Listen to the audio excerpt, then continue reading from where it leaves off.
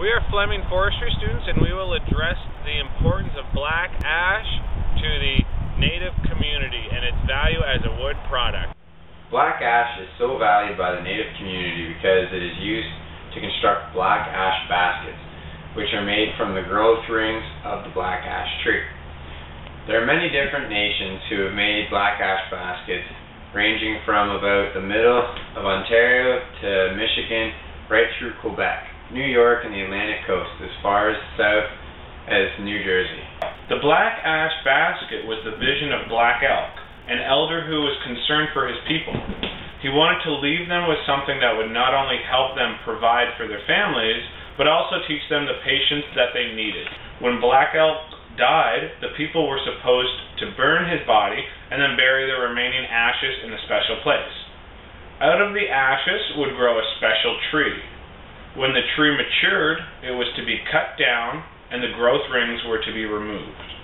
This process was shown to Black Elk in his vision. He saw how to remove the rings by pounding the tree and how to prepare the strips to fashion them into baskets. He gathered his people together and told them what was to be done. He knew his people would now learn patience by waiting for the tree to mature, preparing the growth rings, and then finally by weaving their baskets. This would also give the people a way to help provide for their families by selling or trading their baskets. The tree that grew from Black Elk's ashes was a sacred gift from the Creator, the black ash. The black ash tree has ring porous quality that allows it to be pounded into splints for the use in basketry. The best time to cut the tree is in the spring, when the sap is rising, but could take place at any time in the year.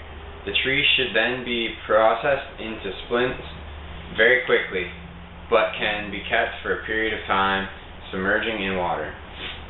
The bark is removed, then with a hammer the surface of a log is pounded for about 7 to 10 days, 8 hours a day, until the annual growth rings lift off like layers of an onion. The pounding process sounds like the pounding of the drum and is considered a vision's quest experience.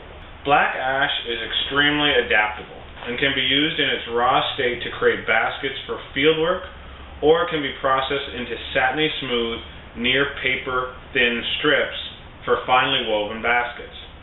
Even when the splint is processed into a very thin strip, it remains flexible and remarkably strong, because it is composed of a continuous plant fiber.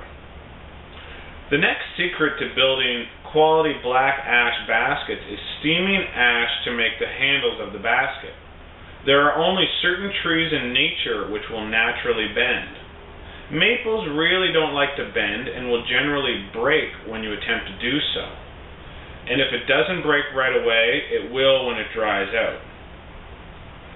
For Aboriginal communities, the process of selecting the perfect ash tree is important, as is the approach to harvesting it. Aboriginal people try to avoid damaging the rest of the standing trees and also try to prevent any unnecessary disturbances to the soils in the surrounding areas. Overall, the process of making baskets teaches patience, the same patience that Black Elk so desired to teach his people in the legend of the black ash basket. Now that you know how to make a black ash basket, get out there and cut yourself down some trees and make some baskets.